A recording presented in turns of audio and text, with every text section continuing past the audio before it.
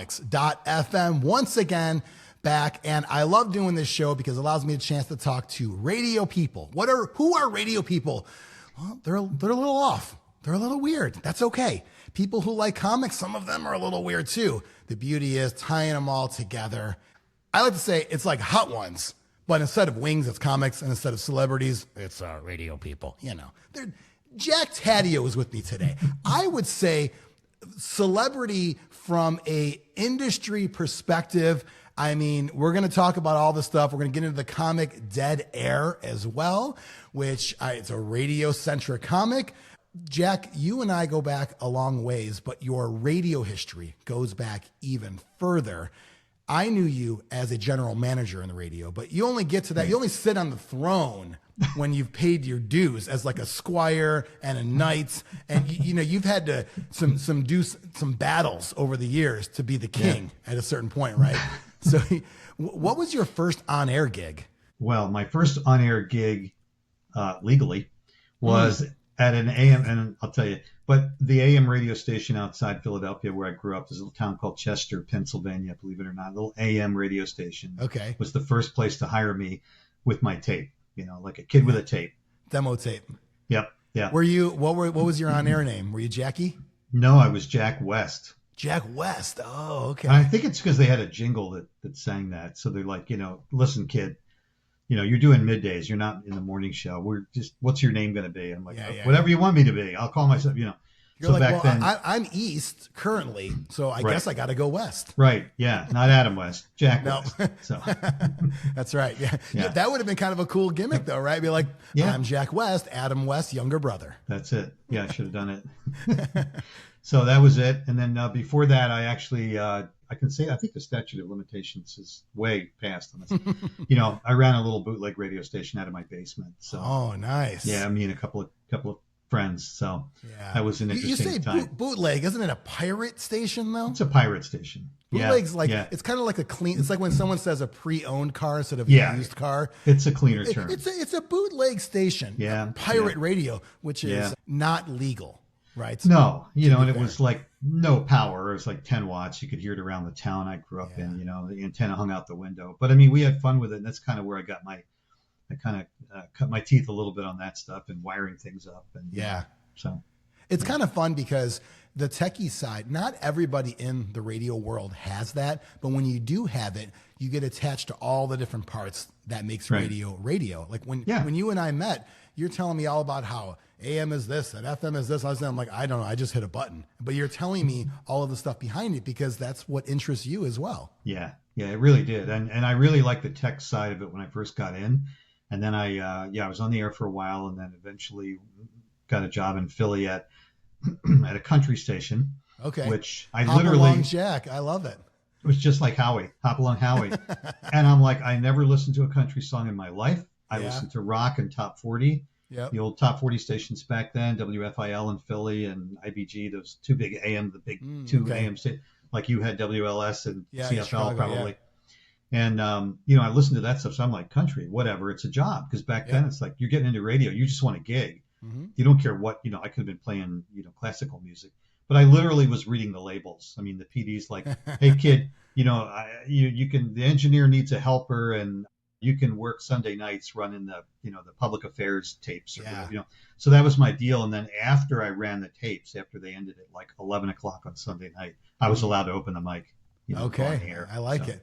Yeah. So, when it comes to formats, I mean, back then you say a job's a job, but it's always been a job's a job because there's a point where, I mean, there have been times where I was on the air when I helped out on Star for a little bit when you and I were there. Sure. And I remember Lisa Allen, who was there, which I'm going to have to get on this show one day. Yeah. She's like, JP, it's not Hot Shelly Ray, it's Hot Shell Ray. I'm like, I don't know. I'm like, I'm just doing my best. I like Megadeth. What do you want me to do? Glenn Frey. Yeah, that's right. Yeah, Glenn Frey. Yeah.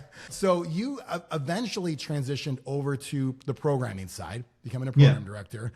Mm-hmm. Moved from Philly to Chicago, and you were at Lite FM, Clear Channel station in the 90s, and you took it. I mean, is it fair to say you took it from here all the way up to the top? Yeah, it was. I mean, it is because it was beautiful music. I mean, like, violins back in the day, like easy listening in the background. Would you call it elevator music? Is that Yes, fair? it was Okay. absolutely elevator music. And the deal was they wanted to switch the format to something less old, Yeah. And so we put on a soft AC format, soft adult contemporary. So it's kind Which of like wasn't easy. really a real format back then, was it? No, we kind of, put it together, and the guy who ran, it was Viacom Radio at the time, which also owned MTV. Nice. They had a radio group. They had, a handful of stations, and including LTW in New York, which we later flipped to that same format like the January after. Oh, We wow. started it in Chicago, and it did really well. So I helped launch it in New York great. with the guy who was running the programming department there, Bill Figenchew. And it was really, it was a lot of fun. But yeah, I went to the programming side and then to kind of management years later. Yeah. Eventually, you became a suit. Eventually, we all Although- trade in our headphones. I will Yeah. say, though, I don't think, because I've worked with you at two different clusters, and you might do a button-down shirt, but you never actually were a full suit, which is nice. Yeah, right. You That's it. still kept I try to Hawaiian be the music guy, much to the chagrin of some of the programmers that worked for me. Well, that's also, I think that helps because part of, I do think, and this is kind of like, to people that are interested in this stuff, but also who know it as well. But when you are a general manager of a radio station, you have to actually have 1 foot in each lane. You have to have 1 foot in the business side and 1 foot in the programming side. Yeah. And if you don't have that, you're going to lean one way or the other, and the other side's going to suffer. So I think when you've got both, sometimes somebody might not like it, but they also have to hear certain things they have to hear. That's just how it goes, right? Sure. Yeah, absolutely. Yeah. I remember there were times where you even told me, like, breaks are getting a little long, try to wrap it up. And I was like, yeah, of course they were. Hey, do I like hearing that? Of course not. Because what on-air person likes hearing that? Did I need to hear it? Of course I did. Because that's part of the gig. Yeah, and it's tough because you always want to hold back coming out of programming. You always want to be careful. It's like you never wanted to hotline somebody when they're on the air, call them in the studio and go, hey, what was that break all about? Right. Right. And I don't want to do the same thing as a manager. I don't like to walk down the hall and go, what was that all about? So I usually reserve those for things like something's wrong. Maybe you're not hearing it, but it's wrong, that kind of, which is fair, Yeah. But nobody ever complained to me that I did that too much. I don't think you do it very, very softly, very subtly. And one quote I always used to say about you, and I still do, is you always give people enough rope to either scale a mountain or hang themselves. The choice is yours. I'm going to give you, it's like the hose thing where you keep whining and whining in the back of the house, It's like, if you want to scale this mountain, I'm going to give you all the tools to do that. And if someone's got an idea, you'll let them run with it. But it's also, if you choose to expose yourself, then that's enough rope to do that too. And that's something that, it usually works out in someone's favor, but sometimes it ends up, working itself out on the other side of things. And it's like, you know what? Someone realizes it's not a good fit. And that happens in radio sometimes. Yeah. Well, you've got to let people prove themselves or not. You know what I mean? Right. I mean, and you go by what you see and what they do and not by what you're told or what you hear. You have to use your gut in some cases, but it's usually based on seeing this stuff for years. The behavior's there, right? I hate to get into the management side of it, but it is. But I love when people hear, what they program come back out of the speakers and they're really jazzed about it. And that's why they do it. It's not because somebody said you have to make everything tight or you have to not make a mistake. They said, be creative and program and let's get the attention of the audience. Let's get listeners who love our stations, love our morning show, love our jocks on the air, whatever. When people are happy about what they do, then it's really good radio. When they're doing it just because somebody has a gun to their head, that's not the right reason. No, and ultimately it's all for the love of the game, so to speak, to make everything sound better and create these kind of experiences. I think about when, you and I worked together in Crystal Lake, Illinois. You had Y1039, you flipped it to 1039 The Fox, and we had Star 105 there, which, still a powerhouse station over there. But we had a lot of great moments because when you create a brand new station, everything's from scratch. So we're doing branding, we're doing, what's the format going to be both on the imaging side versus the music? Is it the same? Is it different? And, we had bits that went viral, like the Kevin Walters handcuffed himself to the Des Plaines Oasis. You need to put that link in the description. I definitely will. Yeah. I would love to. Allegedly, no one knows where this guy's at now. Some say, legend has it, he's still handcuffed to the door, even though the door is probably But the door's in a dump somewhere. In a dump now. He's still handcuffed there, because it was, I was conceited at this location was the line on the sign because he spelled conceived wrong. And then you would show up to remotes, you would kind of partake in all that stuff. And I think that's a big part of what makes the good radio memories happen there. And seeing it all kind of come together, that's why we all do it. Yeah, and format flips were fun. I mean, and not to go too old man radio, but back in the day, it was like, you did it overnight, right? Because station was live, so people had to have a break. So you did it during the overnight. Either the overnight person was involved because they weren't going anywhere, or they weren't. But me, a group PD or whatever would go in. We'd change a format if it was consulting or whatever. It was fun.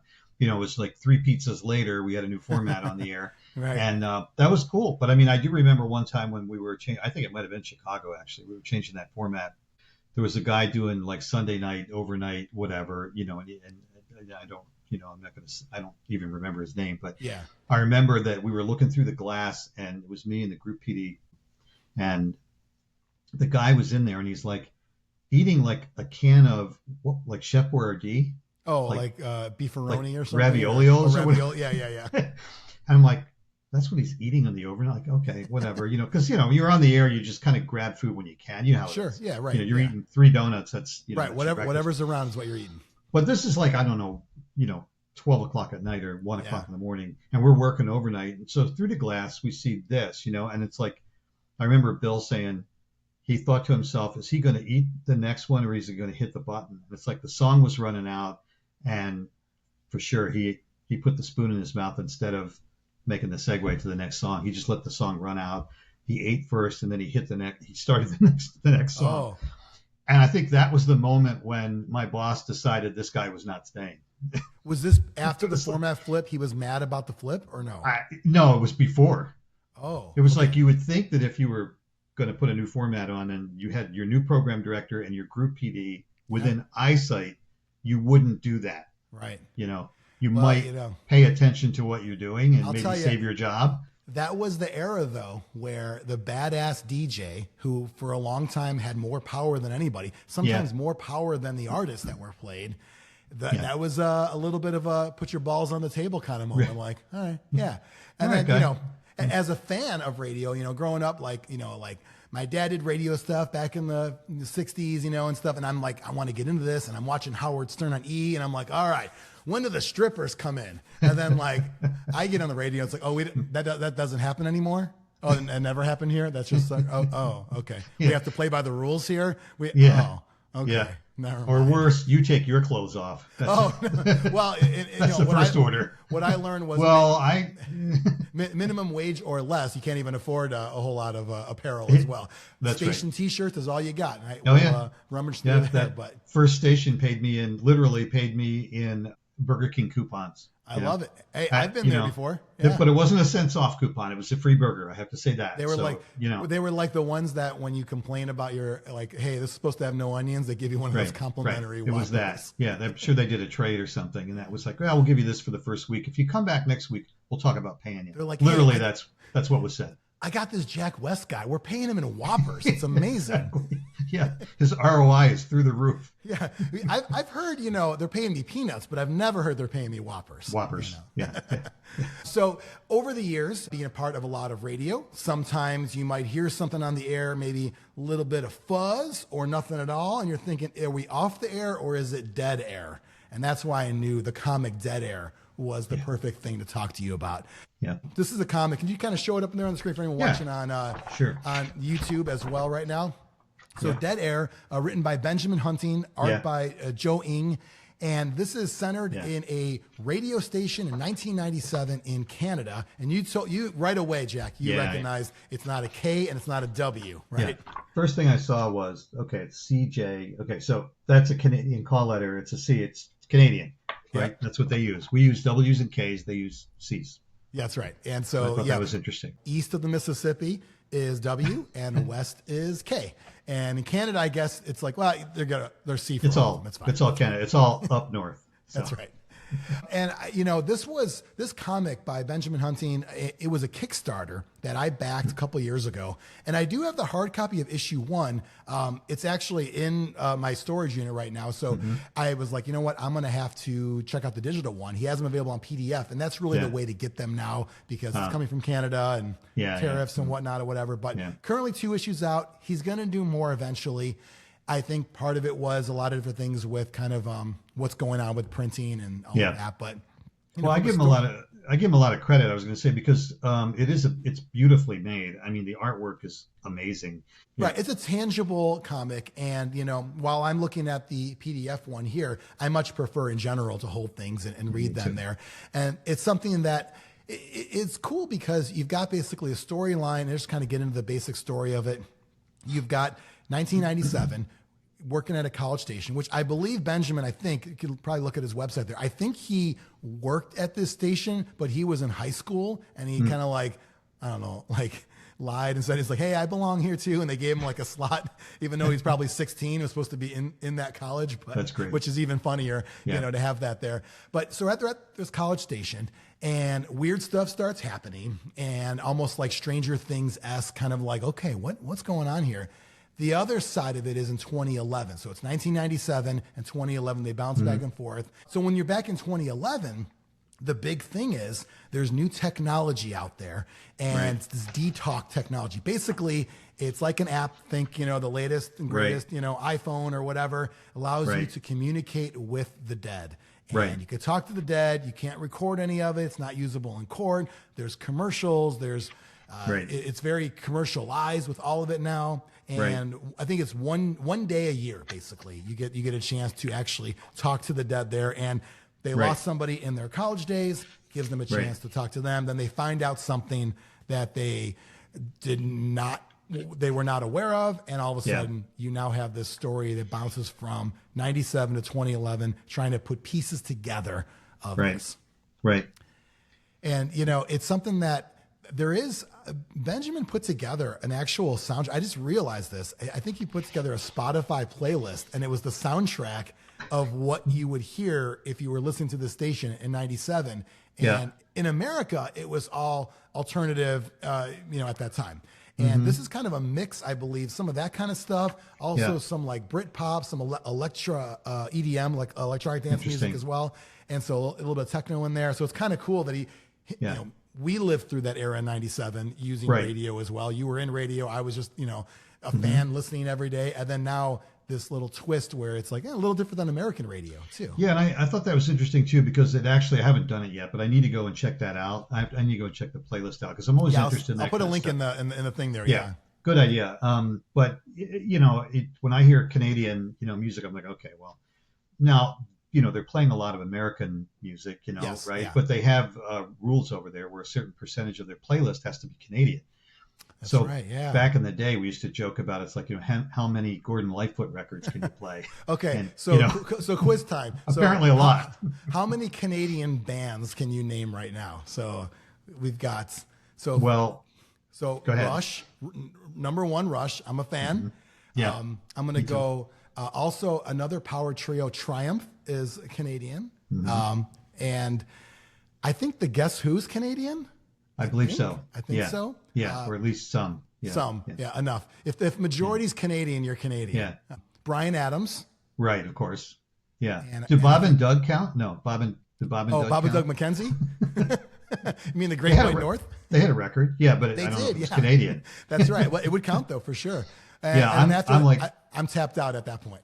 I'm coming at it from the soft AC perspective. Yeah. Right? So to me, it's Gordon Lightfoot and Anne Murray. And I'm sure there's others. There's a few others in there, but like really, really older, soft. Yeah, music. For sure. Yeah. So it's kind of a little bit of a different angle there. But if you like the visuals of stuff from the 90s, those like Kevin Smith movies or like Empire Records, those kind of things where they have a very like obvious, like this is the 90s, tons of cool visuals in there. I'll put some on the screen here as we're talking from the digital copy. But I like that because to me, when I was listening to the radio in the 90s, this is kind of like how I imagine it would be. These students, they all have their own show.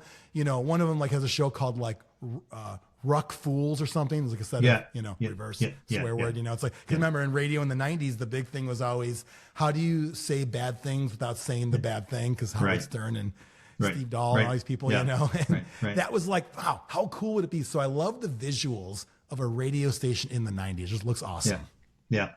It's fun. It kind of, drew me in because part of it was I liked the story.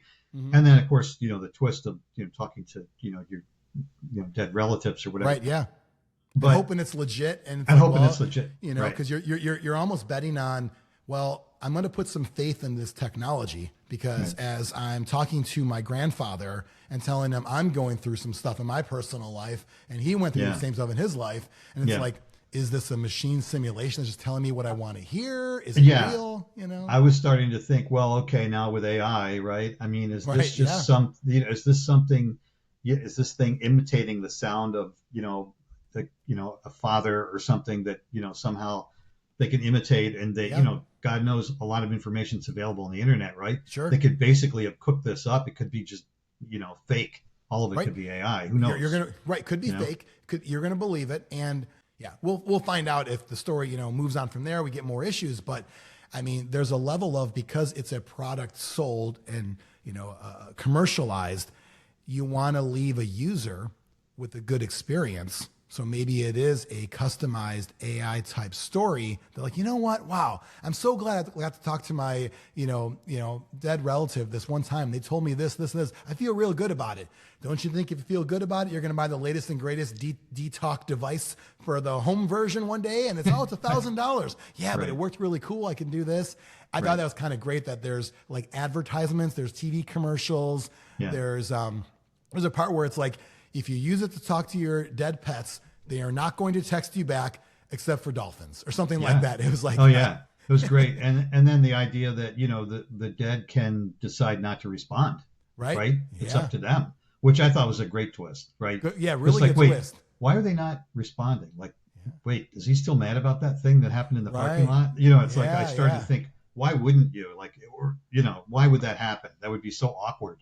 Yeah, totally. I think it's cool that, and I didn't plan this, but a few episodes ago on comics.fm, I talked about this comic called Rifters, where there's technology to go back in time. And similar type thing where, once again, this topic, I think it's going to be a recurring topic of when we have so much power in our hand here. So much so, I don't even have one in my hand. I'm literally talking into the device that has all this power, a supercomputer, and there's so many stories you can go with it. I mean, even in the last year, the rise of AI. I mean, I at my day job now, I literally use ChatGPT on a daily basis now. And it's like, who would have thought that that's kind of the world we're in now? And so this technology, from a storyline perspective, yes, it's sci-fi. However, it's not as far-fetched as you would think because of the stuff we're exposed to on a daily basis. Yeah, even from the last year. I mean, it's just been, it's incredible. So it makes it actually retroactively even more timely, right? Yeah, for sure. Yeah. So, Dead Air, great comic. Check it out. Benjamin Hunting's the writer. Joe Ng, artist on there. Hopefully we'll get some more issue 3 and beyond from there. Yeah. I believe you can get it from a digital copy from his website, because I don't believe there's any in print at the moment there. Jack, going back to the radio side a little bit, when you would actually hear Dead Air as a station manager, do you what are your usual steps? Listeners always want to know, like, who is there going to be dead? What happens? Like what do you go through? Like, all right, there's Dead Air. Like, are you mad at first, or do you just want to get it back on the air? Or you're like, whose butt do I have to kick? Like, what? No, the first order of business is getting it back on the air. I remember back in Chicago, the way they set up the studios, there was a window that looked out over Grant Park, and then the studio windows were inside that. So you could kind of see through the studio window and through the outer window to the outside. Oh, that's cool. Well, it was a walk around, like an area to get to the studios. And one time there was dead air, and I got out of my program director's chair, and I'm starting to move toward the studio because I'm wondering what's going on. And behind me, I hear footsteps, and it was kind of like, Captain Kirk, the chief engineer was, Scotty was behind me going, get out of the way. Right. I had to go flat against the wall. He's like, coming through. Yeah. But it was like both of us were just running toward the studio. So that's the response. It's like, I stuck myself to the wall. I let the engineer get in there because he's better than me, right? Yeah, right. I mean, he knows more about technology. But you have to make sure something's being done. Oh, yeah. And, did somebody, did something bad happen to somebody on the air? Sure. Is he okay? Is he okay? Sure. That was the first thing. I'm like, what is going on? But yeah, I think the first order of business is get it back on the air, no questions asked. Whatever happened, we can talk about later. If it was technical, we got to know, we have to know that. And if it was just, a mistake, okay, mistakes happen, but I would, where we worked together most recently, I would have it on one station each day, and if I heard something go sideways, I'd text up front, because nowadays it's just text. I don't even have to run up front, and usually it'd be like, we're on it. I heard it. Well, the PD would already be across the hall. Right. I think in this day and age, your hope would always be that I'm not the first person to say this is happening. That's the hope is you are a witness to a train wreck. You are not the first person to saw it. Well, yeah, and that's the unfortunate part, because if I am the first person to see it or hear it or know about it, then the question becomes, how come you're not listening, right to the station? And if you're in the studio, today's a little bit different, but back then in your studio, how could you be in the studio with the volume down and you not know that you're off the air, right? Yeah, right. So there's like a couple of mitigating circumstances that would maybe have to be questioned. Like, what were you doing? Were you reading the paper? What were you doing in there? Sure, yeah.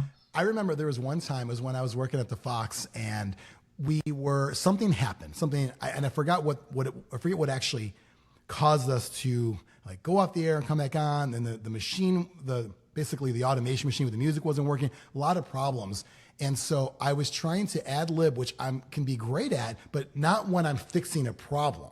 Because, my brain and the multitask may not always work that way. And I just remember there's an air check somewhere out there that I have on an old computer. I refuse to listen to it ever again, because it's like the kids would say cringe, obviously. Because I was talking about the weather.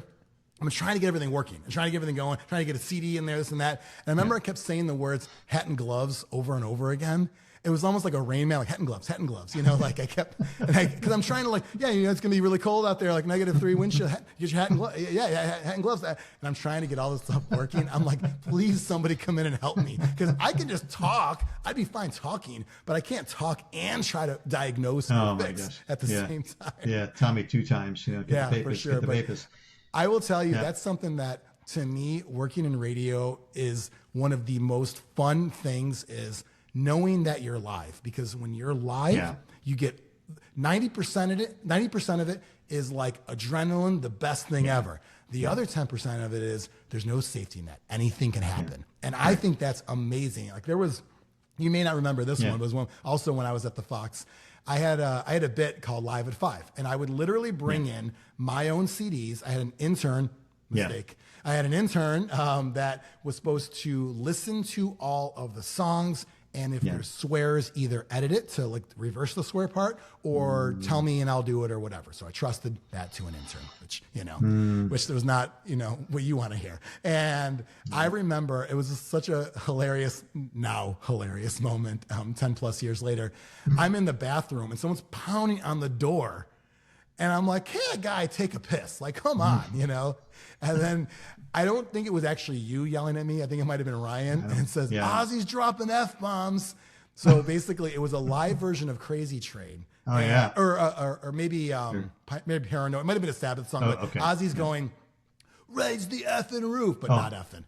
He said it like 10 times. Yeah. And I'm thinking, I can't do anything in my current state anyway, but it was just one of those things where that's when, now that was the case where I was live.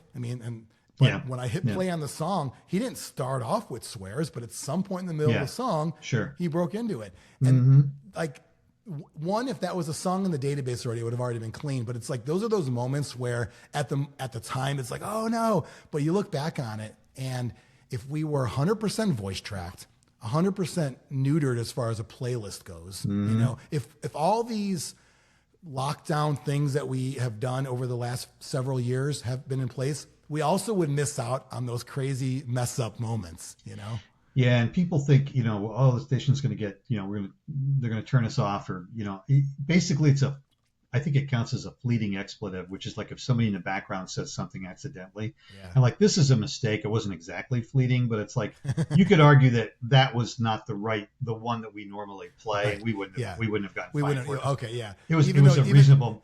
And they're yeah, like, he mistake. did it 10 times. Like, well, I can't tell Ozzy Yeah. to stop swearing. It was recorded. Right. I think the question would have been, why didn't you take it off the air? Like you said, like go to the studio and just take it off. Right.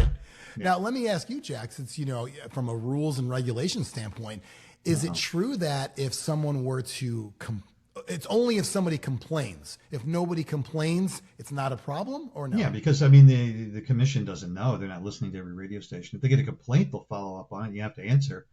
But, you can send a logger recording or whatever of the station or a response. And usually they're pretty reasonable. I mean, they're not, they've got better things to do than chase people over accidental F-bombs. If you had somebody on the air whose show was filled with that live or recorded, then that would be a big problem. I mean, that could be a $10,000 fine. I would imagine music in the song is probably a lot easier to get away with than a person. And I've never seen anything bad on the air, No, we were careful. And what's the Pink Floyd song, that has has bullshit in it, but they say bullshit, and I'm then, just drawing up. Well, and then it's like once. It's like we played that. I mean, or Money for Nothing says the other F word in there, right? And we played those because those, from a creative standpoint, in my mind, those are established lyrics.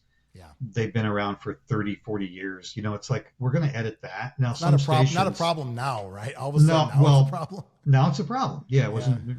But I mean, the way I look at it is, especially on the Pink Floyd song, it's like there's edits out there, and if you play that edit, doesn't the radio station sound less legit?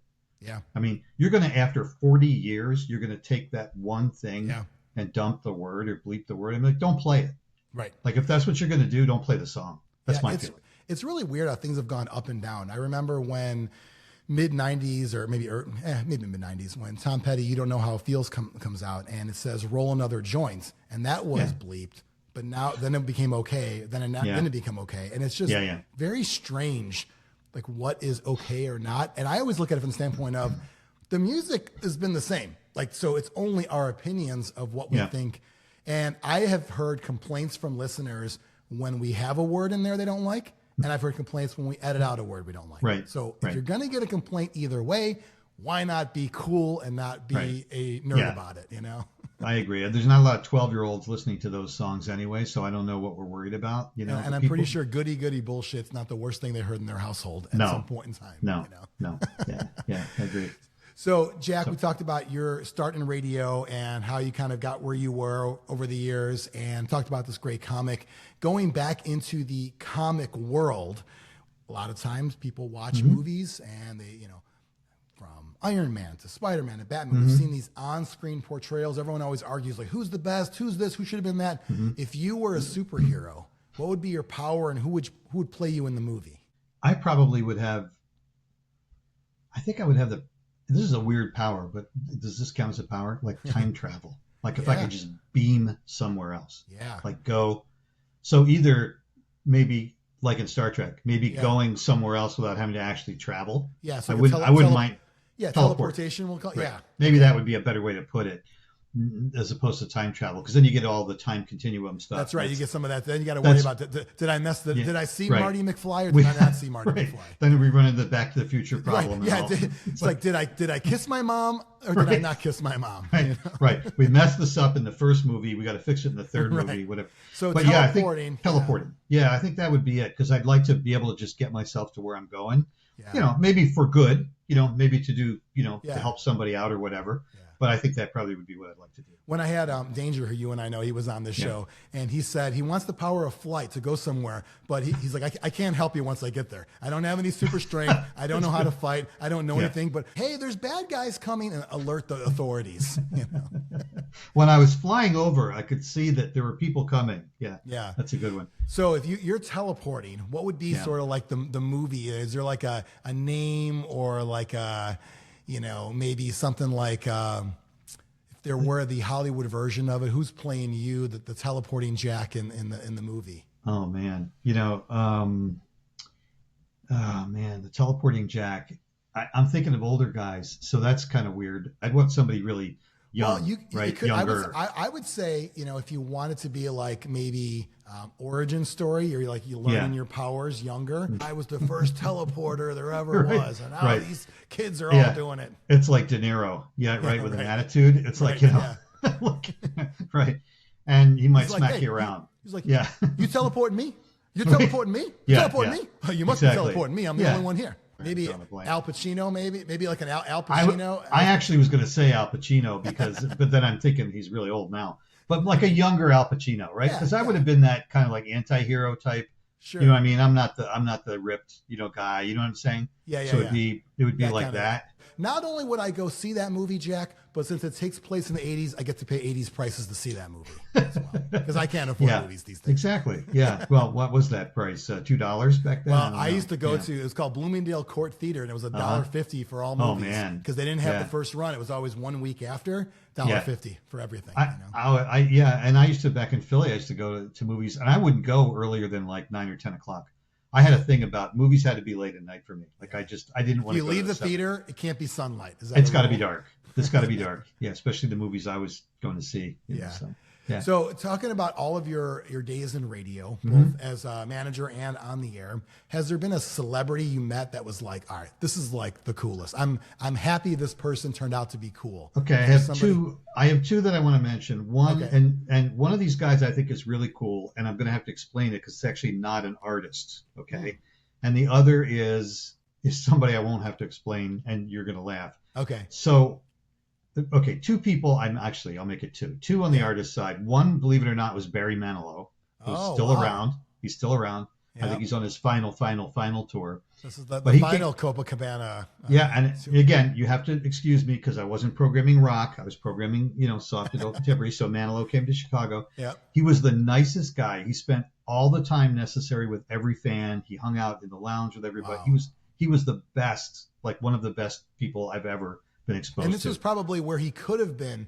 He could have had an attitude at that era in his it career. was like 87, 88, yeah. something like that. He could have been totally, he was having platinum album after platinum album and, writing all the hits, which, by the way, some people don't remember that he wrote jingles. That's where he got his start. I mean, he had Pizza Hut and McDonald's, and those are all hit jingles. If I played them for you today, you'd probably remember them. Wow. Okay. He was a jingle writer. So, it only makes sense that he could write hit songs, right?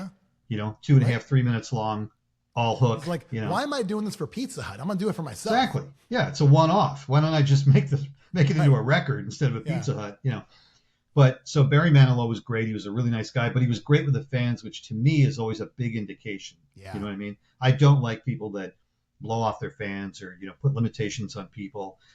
Because hey, you made it. You should be spreading that around a little bit. Like at least be nice. Yeah. Especially when there's not like ulterior motives. Not like a thing now is always people trying to get stuff signed for eBay and whatnot. But if people are legit fans, then spend a couple minutes. Yeah. It's going to give them a lifetime memory. Right. Yeah. I understand why people don't want to sign things because they'll see it on eBay a week later. Like I totally understand that. But that was one. The other one was not a musical artist, but believe it or not, Richard Simmons, the exercise guy, who passed away, I think, recently. But he was just really funny. He came into the radio station in Chicago. He was doing something with his, on a public affairs program about getting kids healthy and exercising early and stuff like that, which obviously didn't work for Americans. Nobody paid any attention. Hey, I'm pretty sure that my mom had the tape Sweatin' to the Oldies in our house. Right. She got through A. And then, Then it's like, I need a couple donuts and a cigarette. Exactly. I get that. Didn't make it to Hey Jude. Yeah. No, that's right. So whatever it was. But so he came through the radio station. He was running around. His energy is like off the wall, right? Yeah. And I'm on a phone call, and I hate to say it, but the 80s, so it was a wired phone. Sorry. Yeah. That's right. And the line's only so long, and I'm on like a call with somebody from corporate, and there's this yelling, and he's, he was being nice. He was like being funny and yelling, and he was outside my door, and I had to like one hand on the phone and like stand on one foot, and I finally hit the door, and I didn't mean to slam it, but I finally hit the door, and it like slammed. These big wood doors they had, and all I could hear on the other, I hear boom, and then I hear like, so it was Richard Simmons going. Apparently I can't go into that. Exactly. Office. I could see his hands on his hips. Well. Yes. So he was offended, and I had to apologize. Mr. Taddeo doesn't want to see me. Really, making too much noise apparently. But he was really funny about it, and he was a really nice guy. And another one. That's awesome. Couldn't have been nicer. Yeah. The coolest guy I met had nothing to do with radio and nothing to do, and this is totally off the path. That's okay. So drag racers, I followed them since I was a kid.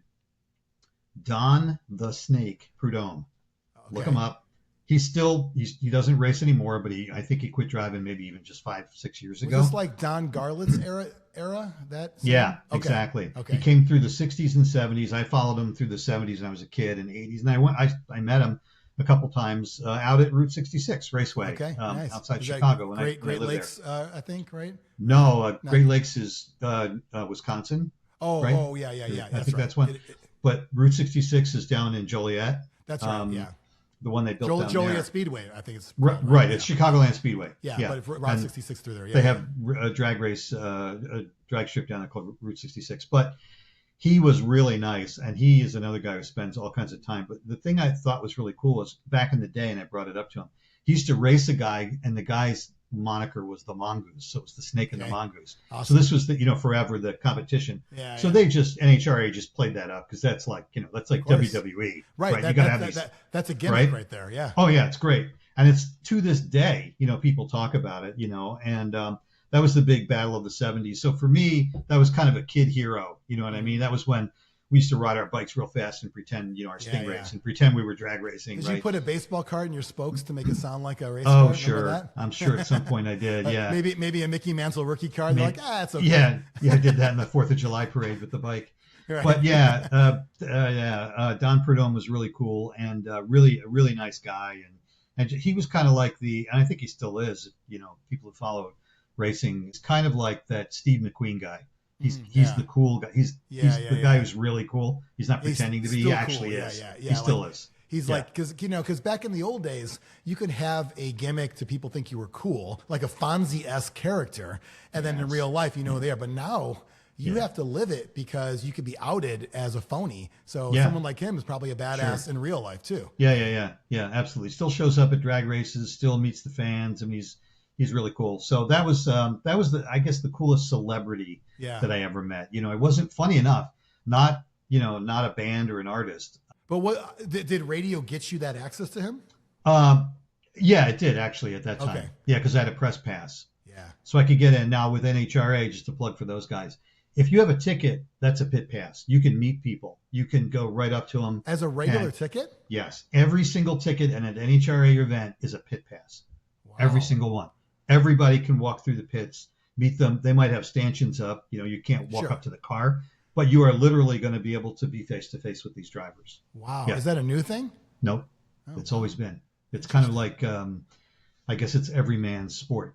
So as a kid, we would go, my dad would take me and my brothers to the Great Lakes drag strip in Wisconsin. And I love the funny cars, but I always thought the dragsters really cool. And I remember as a kid watching they have like jet engines. Yeah. And I would see in the air, like I as a kid, I'm like 8 or 9 years old, and I look at the air behind it, and it's like warping the air. Yeah, you're thinking about the Top Fuel dragsters run on nitro.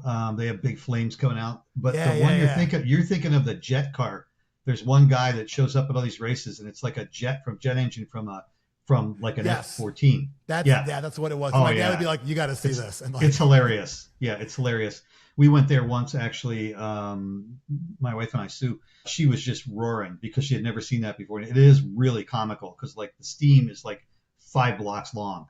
And it's steam and it's hot. You're in the crowd, and it's already summer, so it's already 90 degrees. And then this is on. It's like, oh my God, feels like someone is setting us on fire, but it's badass because there's flames. And of course, everything is safe. It's got to be safe. And we're watching it, and like, this is the coolest thing ever. Yeah, for the Chicago guys, wasn't that Broadway Bob, the guy that ran that place? Wasn't that the name? Maybe. I don't know. I remember like just his name was up there. Okay, a handful of memories from that time, but like I remember that was a small one.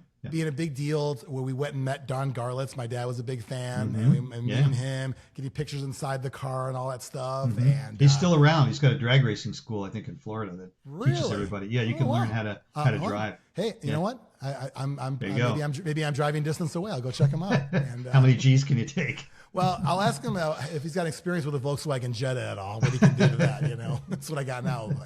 But I just remember thinking, like, this is pretty badass. I never got into NASCAR, and great, people love it. But for me, drag racing, and part of it was also like my dad loved it so much. In the 60s, he was in a gang, believe it or not, in Chicago called the Road Angels. And they were drag racers, and they're drag racing 57 Chevys, pink slips, like the movies, all that kind of stuff. Right. And so, like, it always was real special to him to take his kids to go watch this stuff and tell us about this.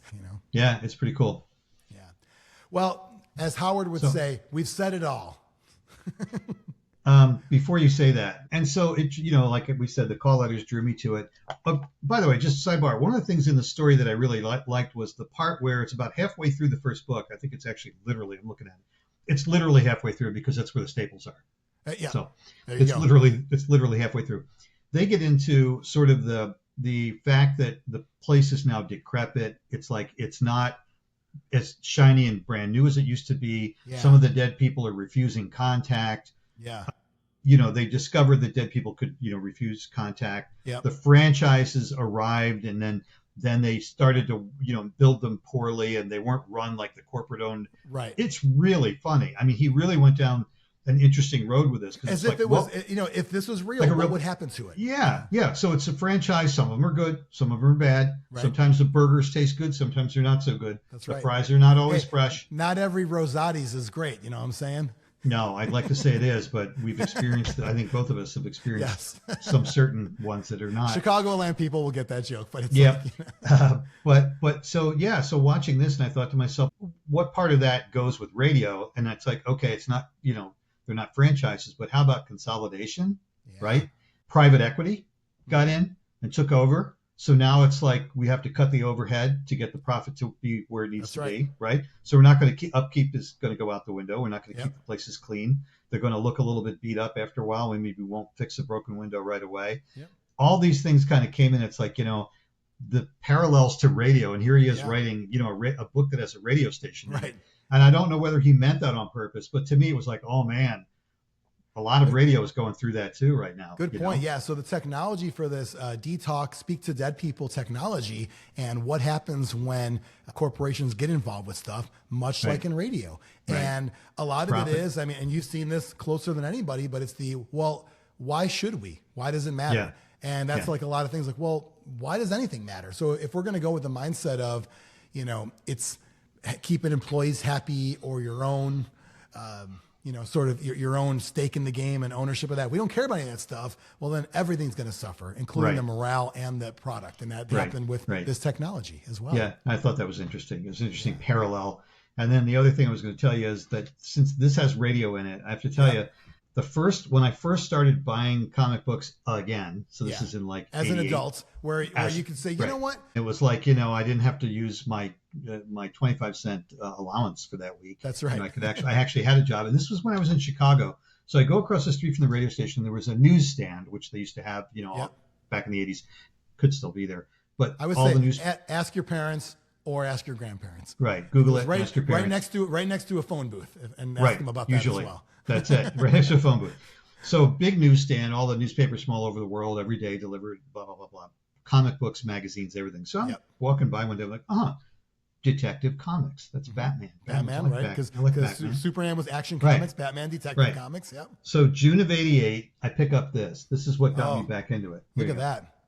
So it's Detective number 587. Okay. Now I will say, before all the comic guys get on me, oh my God, it doesn't have a board. It doesn't have. I actually read this like several times, and I actually read it I read some of the first things I read to my daughter when she started reading, believe it or not. But the reason I picked this up was, first of all, I wanted to get back into reading it. It's 75 cents, by the way. Oh, 88, 75 cents. Okay. Yeah. So it's pretty cool because through this, it has a DJ talking through the entire episode, right? So WGCR, I guess that's Gotham City Radio. Oh, wow. Fake radio station. And through this, this DJ is kind of describing what's going on, and it's a rainy night, the whole night. So the whole night DJ's narrating this Batman story. How awesome is and that? it's like parallel. Like he's narrating what's going on with the weather and happening, and kind of referring to things going on in the city tonight, and the cops are out. And you didn't know this when you bought this one. No, I flipped through it, and I saw the first page. Yeah, but it's the idea that it's like, I didn't know back into comics now, and it's like, oh my God. I just happened to walk up on it and saw it, and I'm like, okay, I'll buy this. And then I have the ones after. It turns out it's a 3-parter. It's the first of 3 parts. So of course I went back and bought the other 2. But then I subscribed, so I had a subscription for a few years, and most of the ones I've collected have come in that That's way, great. you know. I think it's awesome that Detective Comics is still going on today. Yeah, I think they're probably on 1200 now or so, but you know, and one of those things where much like Batman has the bat signal, you have the radio signal. And you were drawn to that comic at that moment. Right. I love that. So to that comic in '88 and to this comic today, you know? Yeah, I think so. I love that. Well, and, you know, it's kind of cool that there's a lot of interesting Batman stories, and different writers and artists have taken their take on all of that stuff. And you know, getting back into things, by the way, being 75 cents is also something where it's, you know, if you collect floppies, you know, individual issues. Yeah, they're about $4 each, and that's why a lot of people end up waiting for a trade paperback. And I hate to say it, but you go to Amazon and it's like $12, and you got 6 issues in there. You got all of them in there. Kind of is what it is, you know. You can read them all together, but you know, there are moments where you want that issue, you want to feel it, tangible, the artwork, you want to smell it, you know, it's comic, all that kind of stuff. And you know what? For being this old, it looks pretty good condition, even still. It is. Yeah, I kept it in. I did keep it in plastic. Yeah. After a while, I realized I better put these things in plastic. But the pages are you know, kind of, you know, brown a little bit. You know, they're starting to turn. But I did try to keep them. I have a whole bunch of them that actually still has the mailing, that the piece of cardboard they put in with your address on it. Oh, okay. Like 5 addresses ago. Yeah, you know what I mean? Right. So I used that as the board. I just kept them in the, you know, the plastic that they said. So it's a lot of fun. And for me, it's cool, especially, you know, when you get older, it's like, okay, I'm going to go back. So I've actually started rereading this. And I did read a whole bunch of them with my daughter when she was growing up. Oh, that's great. Because she liked following them, and it was kind of funny. And I had them all. I just sort of took them out one at a time. You know, I kind of spooled them out. Well, that was right before 88. So you know, just after that was a big Batman craze. And this was, they call this like the Copper Age, I think. This age. kind of like, you know, before the 90s and a different modern era. Yeah, because I remember I got a hardback copy of The Killing Joke, which I don't have within arm's reach. Great copy. I've got that. Yeah, and that was kind of I love Killing Joke, which is awesome. Yeah. And you know, it's that era, by the way, and since you kind of like, you know, lived through it as a fan as well. So when the news hit that they're going to have Mr. Mom be Batman, were people flipping out or what? Yes, and I was one of them. I'm like, you have got to be kidding. He's like 5 feet tall. He's kind of a wisecracking comedic actor. There is no way this guy's going to look right as Batman. And he pulled it off, except for the fact that there's still some scenes where you can see where he's not that tall. Like, I don't know that I believe that he'd be, you know, he's not really going to take anybody out. Sure. But I thought he did a great job. And Tim Burton did a great job with the movie. But we were hanging on. I mean, I was kind of like, I can't wait to see the movie because the teasers look good and the trailers look good, but I don't know about Michael Keaton. Well, it happens all the time, right? It happened during that moment. It happened when they cast Heath Ledger as Joker. They're this, you know, teen Australian actor. He was only in, I think, romantic comedies before that. He was like the best Joker. I mean, he was amazing. I love him as Joker. One of the best. You know, so it's kind of one of those things where you just give it a chance. Let's see how it is. You never know. Cesar Romero did it in the 1960s TV series. That's right. Which was not serious, but you know, I mean, I thought he pulled it off. I thought I thought Keaton did a good job, and you know, and Jack Nicholson was crazy as the Joker. He just overacted the whole thing. Yeah, it was great though. But give it a chance. I always think about it like this: these are actors, people. Like, that's what they do. You don't like the way you have a preconceived notion of how they're going to do it. Don't you think that someone who cast them thought about them, or they auditioned and did a good enough job? And it's like, because we put people in those boxes like, no, you're always, you know, like Kramer's always Kramer no matter what, right? It's like, well, some people might think you can do more. And guess what? That's the job. And much like you as Hopalong Jack, you can morph into any situation, just like a good actor. And also, you know, one of those times I said, you know, I think I quit. Yeah, right. That was that first radio station I started at, and it was like at one point I can't work for $50, and that's right. I'm going to go get another job. I think I quit. I think you quit. That's right. I love it.